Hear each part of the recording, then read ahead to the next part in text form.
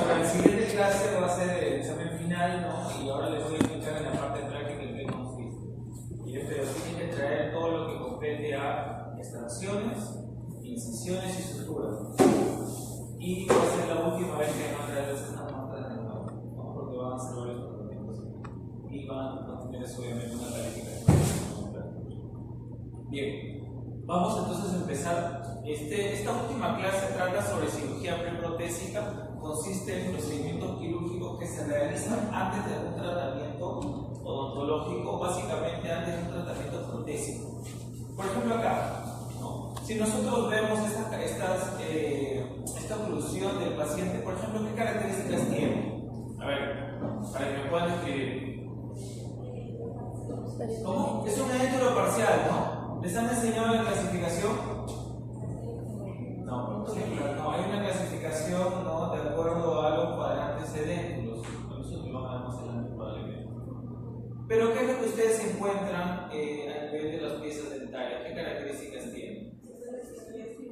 Están extruidas, ¿no? El sector posterior está extruido, pero está extruido junto con el hueso alveolar, ¿no?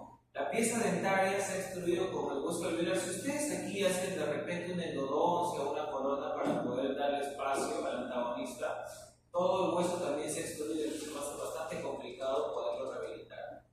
El sector anterior ya no hay vía anterior, no hay piezas dentarias, por lo tanto hay una extrusión del sector anterior inferior y por eso se tiene que realizar cirugías en los maxilares para poder rehabilitar correctamente. Sin embargo, respecto al concepto de cirugía preprotésica, consiste en la creación de estructuras de soporte adecuadas para la posterior colocación de prótesis dentales, ¿no? Miren acá, por ejemplo, tenemos la regularización del reborde, pero estas crestas óseas están completamente irregulares, ¿no? Acá tenemos otro tipo de lesiones que vienen a ser epurifisurados, ¿no? Es bien complicado poder trabajar acá una prótesis total porque va a ser muy exclusiva y no va a tener retención. Entonces, respecto al proceso de atrofia a nivel del hueso alveolar, consiste en la alteración constante tras realización de exodoncias. Esto lo hemos visto, ¿no? Cuando hay exodoncias múltiples, siempre hay un grado de reabsorción a nivel radicular. Esta es gradual, acumulativa, muchas veces si no hay función masticatoria es irreversible y es crónica porque va a ir con el tiempo. No va a pasar esta reabsorción ósea en un mes, en 2 meses. Normalmente va pasando un par de años cuando no hay función masticatoria del paciente. Por lo tanto, los dientes van a necesitar estímulos mecánicos para que esta reabsorción no esté tan marcada como en algunos casos. Por ejemplo, podemos tener procesos de atrofia alveolar y eso pasa cuando los pacientes pierden prematuramente piezas dentarias y no se rehabilitan, ¿no? Tenemos una disminución o un colapso de los rebordes alveolares. Por lo tanto, acá va a ser un poco complicado poder trabajar quizá un implante dental, ¿no? Porque tenemos pérdida de hueso alveolar y lo mismo en pacientes edéntulos totales. Miren acá, por ejemplo, tenemos también la disminución considerada del reborde alveolar. Cuando tenemos reabsorción ósea, hay una reabsorción a nivel del hueso de soporte de las piezas dentarias. Por lo tanto, si yo tengo piezas dentarias, no hay ningún problema, pero si yo las pierdo, vamos a tener un aumento en la distancia de las crestas. Y esto es lógico, porque al perder piezas dentarias, la reabsorción va a ir desde lo que era incisal hacia apical. Por lo tanto, aumenta la discrepancia transversal de la maxila y de la mandíbula, porque al perder acá piezas dentarias, esto terminaba normalmente en B, ¿no? Al tener mayor absorción ósea, entonces la base de esa cresta es la que va a estar dividiendo la distancia entre una y otra, por eso van a tener ahí un aumento. Por otro lado, podemos tener algunas alteraciones anatómicas como atrofias del proceso alveolar. Miren acá la cresta, ¿no? Tenemos la cresta recubierta de epitelio, tejido blando, pero en pacientes que son edéntulos, pacientes que no tienen función masticatoria, se reabsorbe, tenemos una atrofia y una disminución del hueso alveolar. ¿Cuáles son los objetivos de este tipo de cirugías? Básicamente, crear una cresta ósea adecuada para que pueda sentarse bien en prótesis, una mucosa que caracteriza el área de soporte de la prótesis, profundidad del vestíbulo adecuado. Esto es importante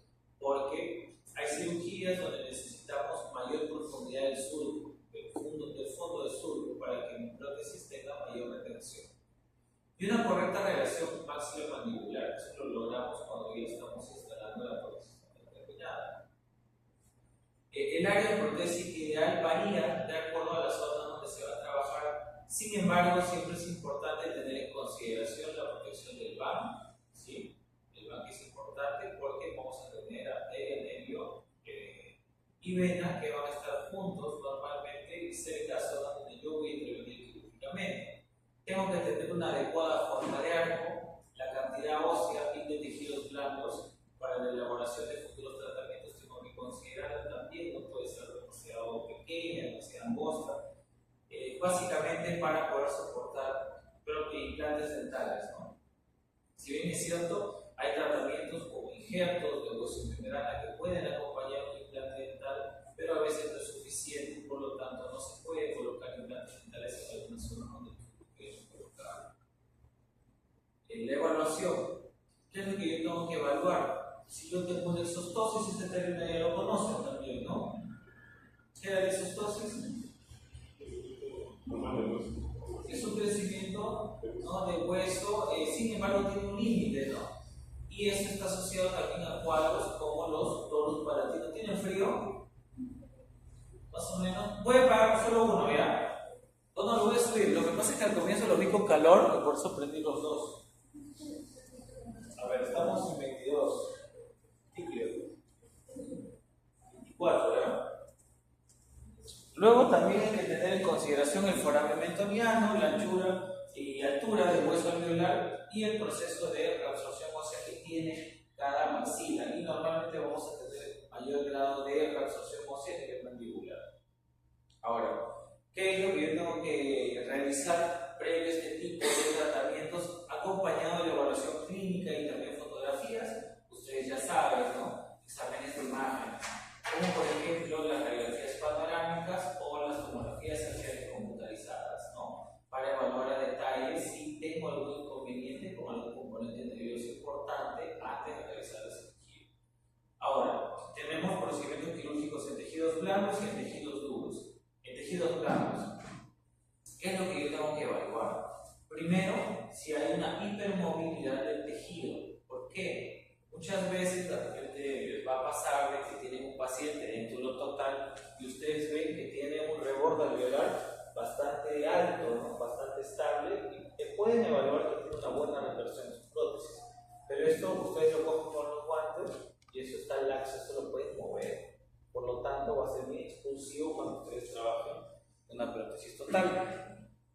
Si voy a tener irregularidades del reborde, si voy a tener un exceso o una extrusión en la tuberosidad del maxilar, hiperplasia fibrosa inflamatoria, la inserción de los frenillos, porque un frenillo inadecuado también me puede hacer una expulsión de la prótesis, puede hacerla más explosiva, sobre todo a nivel de los frenillos linguales. Y también la profundidad del reborde, esto quiere decir el fondo de surco del paciente, para saber si mi prótesis va a tener una buena retención. Por otro lado, respecto a la hipermovilidad de tejidos, esto es justo lo que les estaba comentando hace poco. Miren, esta es la cresta ósea y miren toda la cantidad de tejido blanco hiperplástico que rodea el hueso. Por lo tanto, se pueden hacer incisiones para, en este caso, disminuir todo este crecimiento innecesario del tejido, porque en realidad lo que va a hacer es mover mi prótesis, va a hacer que mi prótesis no esté muy estable. Miren acá, por ejemplo, tenemos toda esta hiperplasia que es bastante laxa, por lo tanto se hace una incisión. Nosotros acá lo que hacemos es medimos aproximadamente cuánto, es bastante, y podemos realizar, como ustedes ya han practicado, una sutura continua, ¿no?, para poder en este caso cerrar todo el epitelio. Los épulis, tenemos los llamados épulis fisurados y también épulis congénitos. No se ve bien, pero muy cortitos. Por ejemplo, en el épulis congénito está presente en recién nacidos, ¿no? Tenemos un aumento, un crecimiento a nivel de las células propias y por lo tanto vamos a tener un crecimiento también de tejido blando. Esto se ve bastante en recién nacidos. Pero podemos tener también épulis fisurados en pacientes que tienen prótesis mal adaptadas. ¿Eso qué quiere decir? Una prótesis que probablemente ha hecho mucha presión, mucha isquemia, ha generado un trauma y por lo tanto genera una herida. Al generar una herida, cicatriza la herida, repara y luego vuelve a formarse otra herida y así constantemente. Por lo tanto, cuando hay prótesis mal adaptadas, podemos tener también cuadros de épulis como el épulis fisurado. Ahora, respecto a la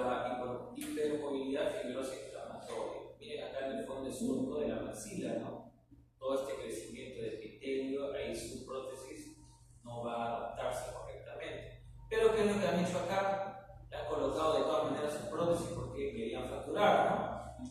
Y al final lo que van a hacer es exacerbar todo este crecimiento, ¿no? Vamos a aumentar, y en la paciente al final va a tener dolor.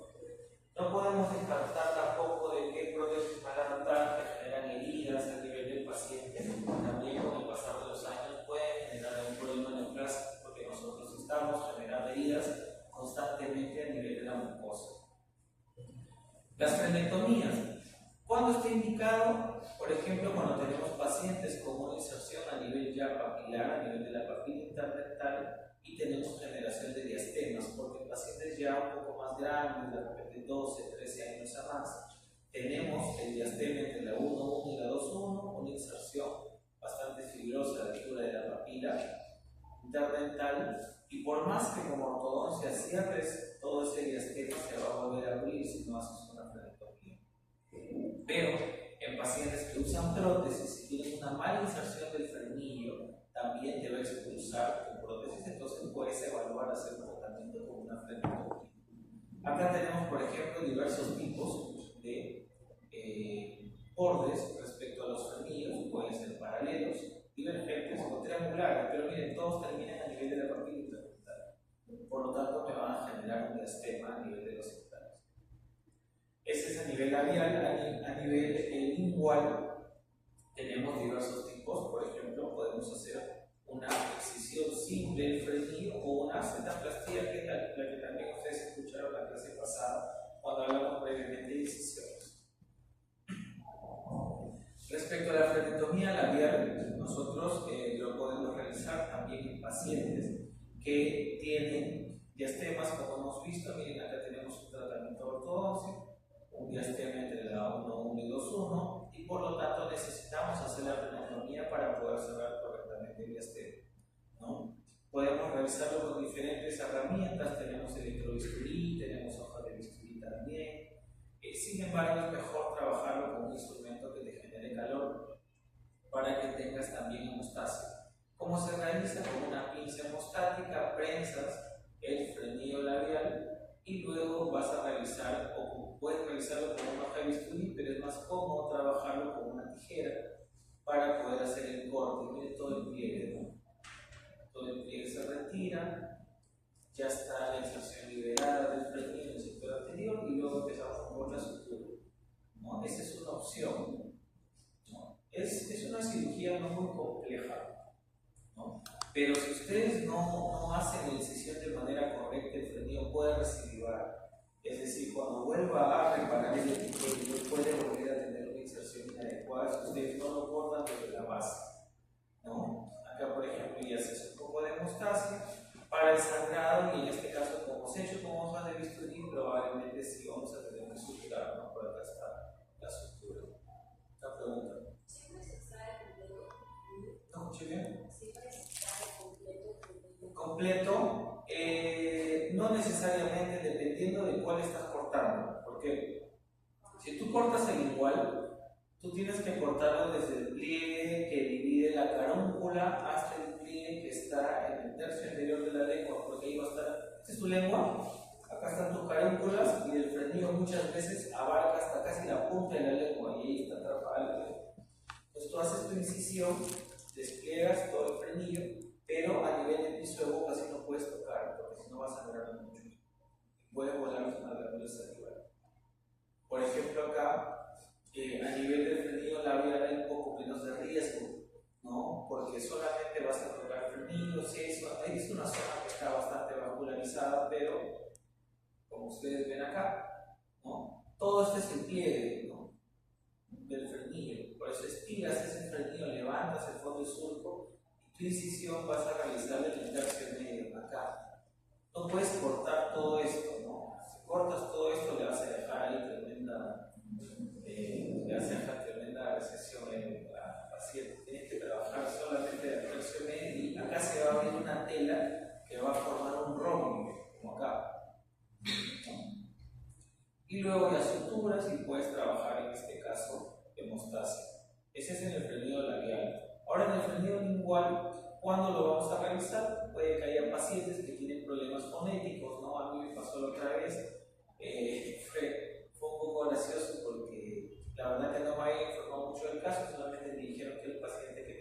hacerse una frenectomía. Yo cuando voy a hablar con el paciente y él no pronunciaba bien la R, ¿no? Yo le decía, bueno, empecé a hablar con el paciente y me decía, no puedo pronunciar la R. Y yo le dije, perdón, no escuché bien la R. Y yo recién entendí que era un tema fonético porque no me habían dado ese dato y estaba con la asistente y no con la doctora que me había llamado. Pero no es que ustedes liberan el frenillo y ya el paciente dice la R, no es así. Hasta tantos años ese paciente ya tenía 27, 28 años sin practicar en este caso y con la lengua atrapada por una mala inserción de frenillo. Por lo tanto, teníamos que trabajar de la mano con un fonoaudiólogo o un terapista de lenguaje, ¿no? Eso siempre va de la mano para que pueda ejercitar la lengua y mejorar el tema fonético. En el caso de bebés, por ejemplo, ¿cuál es un cuadro clásico, no? Creo que no hay mamás, ¿no? No hay mamás en el grupo, ¿no? ¿Sí? ¿No? No, ok.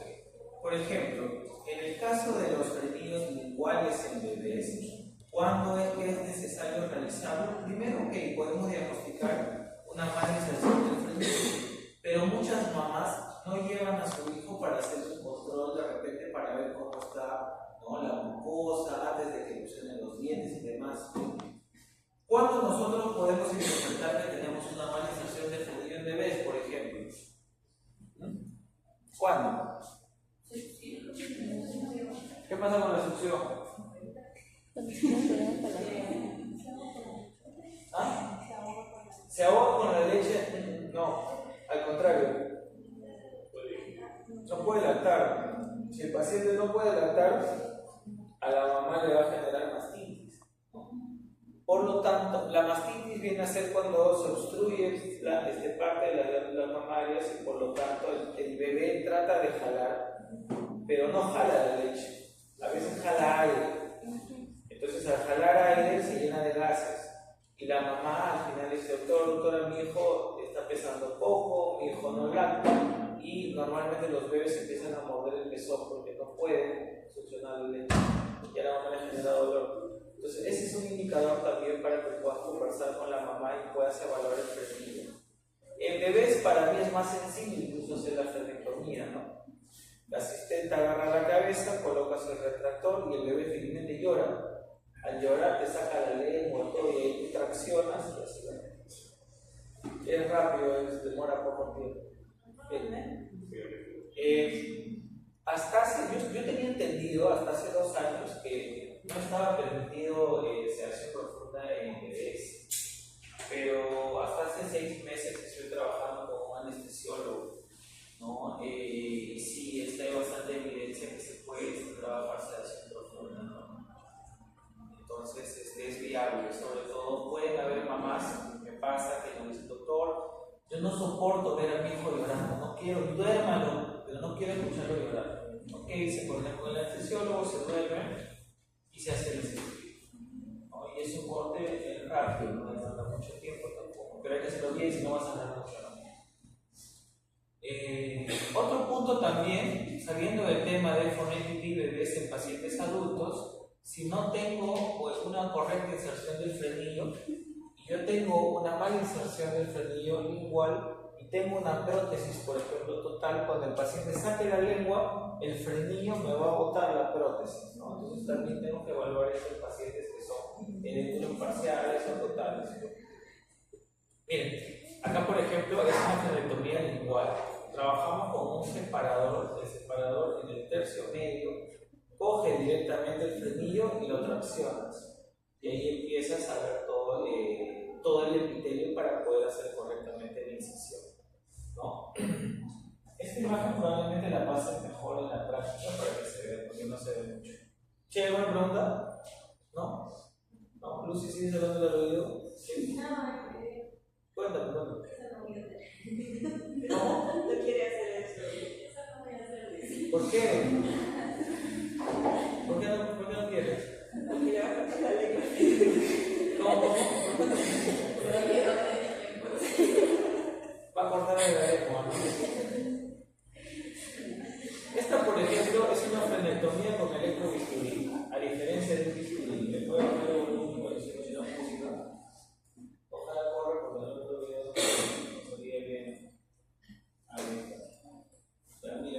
ejemplo, ¿no? Se tracciona y posteriormente se empieza a desprender el epitelio y van a ver cómo se forma un ojal, ¿no? Ese es de la base, ¿no? Acá en el tercio inferior no, porque acá ya te vas a llevar la clavícula y por lo tanto vas a sangrar demasiado. Y aquí ya se empieza a abrir un poco este ojal, ¿no? Vas abriendo ya a los costados y tienes que aspirar. ¿Por qué creen que tienen que aspirar?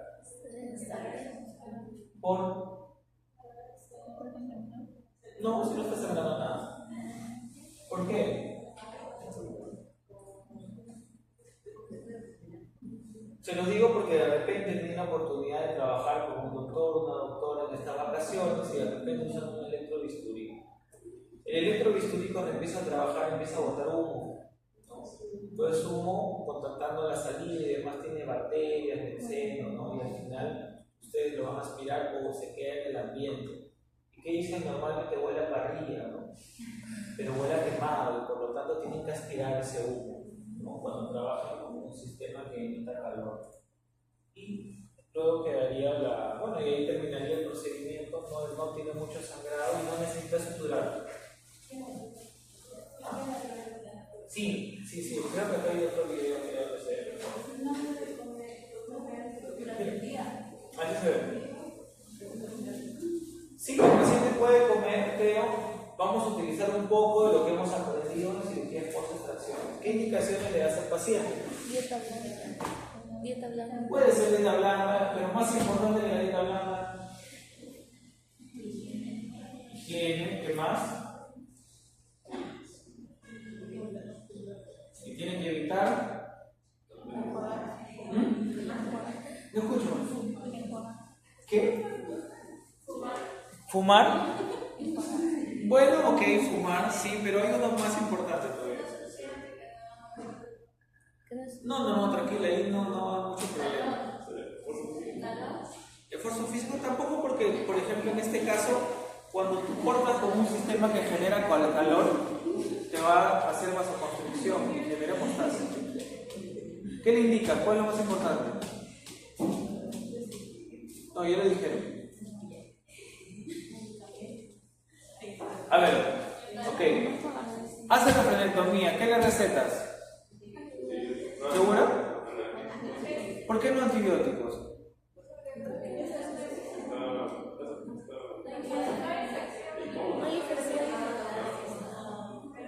Ok, ya, miren, esta es cultura general, pero hay que compartirlo. No es parte del curso, pero tienen que saberlo. Ustedes están trabajando con calor. Si estás trabajando con calor, estás eliminando también parte de las bacterias. 1. 2. ¿Qué recetarías acá? Más un analgésico. No se va a inflamar, más un analgésico. Pero ¿qué es lo más importante que le tienes que recetar? Tienes que recetarle que, o no recetarle, tienes que indicarle que no consuma bebidas o comidas calientes. Porque toda esta primera capa de fibrina se puede desprender. Y ahí se puede sangrar un poco debajo de la lengua. ¿Sí? Otro, podemos realizar tratamientos en mucosas como por ejemplo la vestibuloplastía. ¿Qué consiste?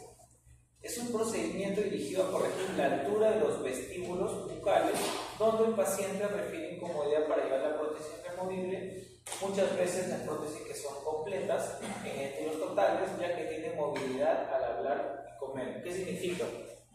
Mi fondo de surco es bastante pobre, entonces tengo que hacer una cirugía en el fondo de surco para que todo mi reborde alveolar se vea mucho más alto. ¿Entienden?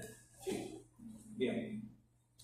Ahora, en el caso de las vestibuloplastías, tienes una buena ganancia. Miren, acá tenemos todo el reborde alveolar. Esta imagen ahora por la práctica no se ve nada.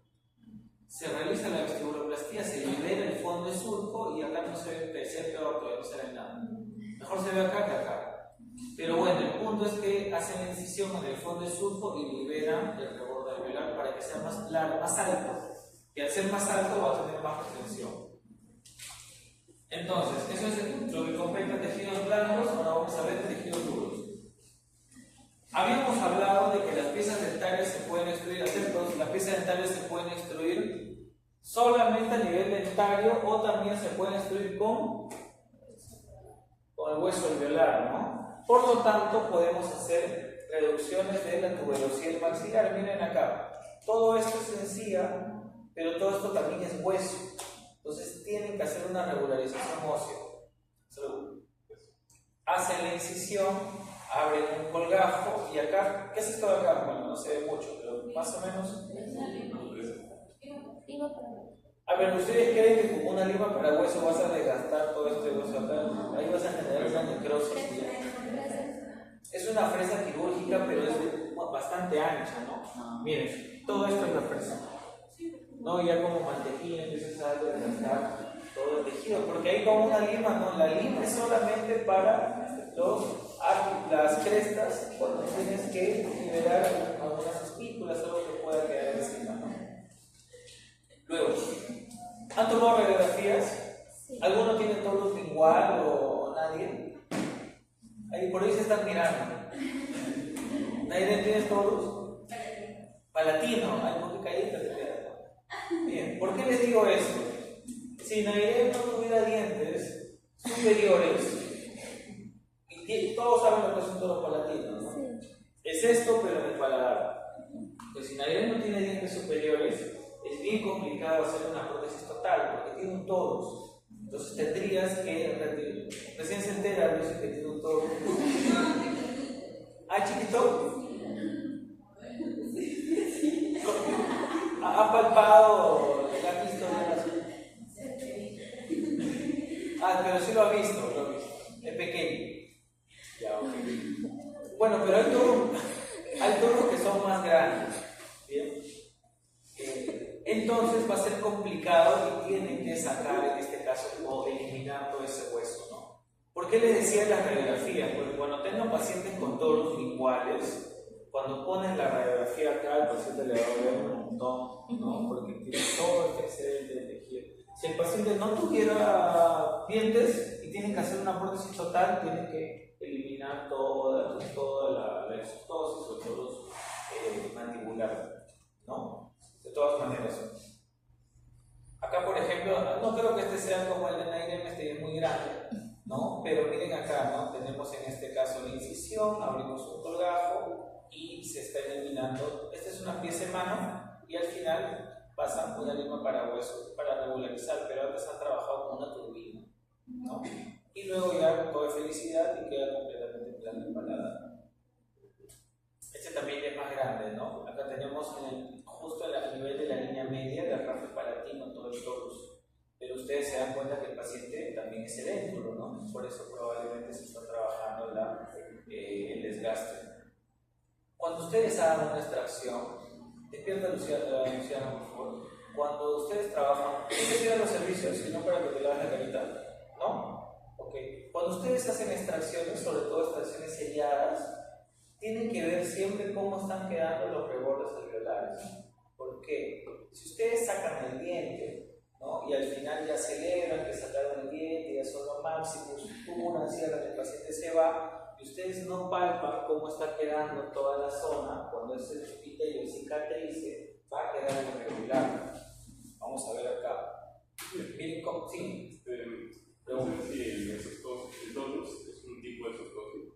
Claro, la exostosis es el crecimiento del tejido óseo. ¿Qué es el torus? Viene a ser una exostosis, crecimiento del tejido óseo, que no es maligno ni nada, todo bien, y tiene un límite de crecimiento. Y poca recidiva, luego hace la cirugía y no va a recibir, no va a volver a crecer. ¿Sí? Bien. Miren acá cómo está el reborde, ¿no? Está completamente irregular, ¿no? ¿Qué pasó acá? Es muy probable que le hicieron extracciones seriadas, suturaron y el paciente se trabaja. Entonces, tienen ustedes que regularizar el reborde. ¿Por qué? Si ustedes hacen una prótesis a este paciente, el paciente le va a decir, me duele. Y es obvio, le va a doler porque todo está irregular y ustedes van a tener que volver a hacer la incisión, volver a abrir y regularizar el hueso. ¿No? Por eso es bueno que ustedes vean cómo está quedando luego de la extracción. Acá, por ejemplo, ya se abierto un colgajo y con una lima para huesos solo se está regularizando las crestas óseas. ¿No? Lo mismo acá.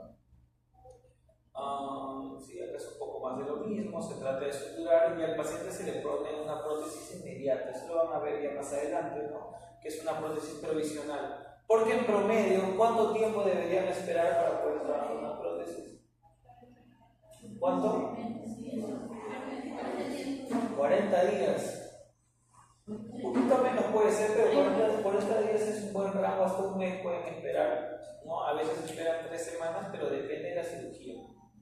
Miren acá, se tiene un cuadro de periodontitis, se hacen las extracciones seriadas, este es un alveolótomo, se regularizan las crestas y luego en vez de usar una lima estamos utilizando una fresa quirúrgica para poder limar todo el reborde alveolar.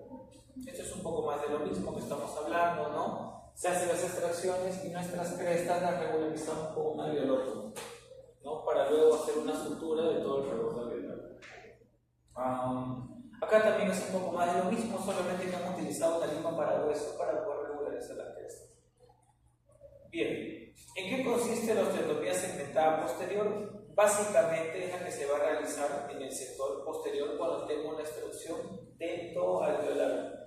El diente y el proceso alveolar están extruidos. Tengo que sacar los dientes, abrir un colgajo y desgastar también el tercio posterior, ¿no? ¿Por qué? Miren, este paciente, lamentablemente, si ustedes sacan estos dientes y quieren rehabilitar la parte inferior, no van a tener espacio en el antagonista, ¿no? Entonces tienen que regularizar todo el reborde óseo. Ahora, este tipo de osteotomías pueden ser de diferentes tipos. Pueden realizar la exodoncia y la alveoloplastía, acompañando la exodoncia, tratamientos de endodoncia con rehabilitación protésica o la osteotomía segmentada posterior a la maxila, que es lo que acabo de mencionar, las extracciones dentarias con la regularización de todo el reborde alveolar del proceso maxilar. Bien, eso sería todo. Mira, hemos terminado bien, son 7:50. ¿Hay alguna pregunta, alguna duda antes de culminar? Hasta acá vendría en el examen del día sábado, el día martes. Hay diferencia entre dos de las rehabilitaciones, entonces dejaría así en juicio de No, te voy a explicar eso. Tienen que preguntar algo. Vamos a hacer un poco más complejo pero ha salido bien. Ha salido mejor que bien. Por ejemplo, vamos a imaginarnos que tengo mi molar. Y yo acá, imaginémonos que esta es mi molar que está extruida. Y yo en el sector superior tengo poco espacio para poder rehabilitar. Algo más o menos como en la foto, pero no tan drástico. Hay dos maneras. Ustedes pueden trabajar un tratamiento de endodoncia. Al trabajar la endodoncia, eliminan todo el complejo pulpar. ¿Y qué es lo que podrían hacer? Podrían hacer una corona. ¿Por qué? Justamente para que cuando hagas la corona, a nivel superior, hagas un poco más pequeña esa corona y no tengas tanta altura de la pieza dentaria. Pero necesitas la endodoncia para poder hacer ese tallado y que tu corona sea más pequeña, ¿sí? Si no es suficiente con este tratamiento, es muy probable que el paciente tenga que perder la pieza dentaria. O hay casos más complejos, sobre lo que yo hago. Si viene un paciente así, definitivamente tendrías que empezar en extraer y tendrías que empezar en regularizar el hueso. Pero si viene un paciente así, que solamente tiene instrucción dental y no como ortodoncia, los instruyo. Y tranquilo el paciente. Sí, ¿por qué? Porque tienes hueso alveolar, es extruido con dientes. ¿Es el que los dientes? Probablemente sí. Porque tienes que llegar al hueso. Para llegar La a... primera es la extracción y ahí regularizar. Exacto. Haces la extracción, acá abres un colgajo y desgastas el hueso. Y ya lo llevas a un plano adecuado para poder rehabilitar. Si el paciente tuviera una extrusión dental, pero no una extrusión ósea, yo como ortodoncia los instruyo. O con rehabilitación haces un tallado y tratas de devolverlo a su plano para que sea menos largo el labor. Eso sería.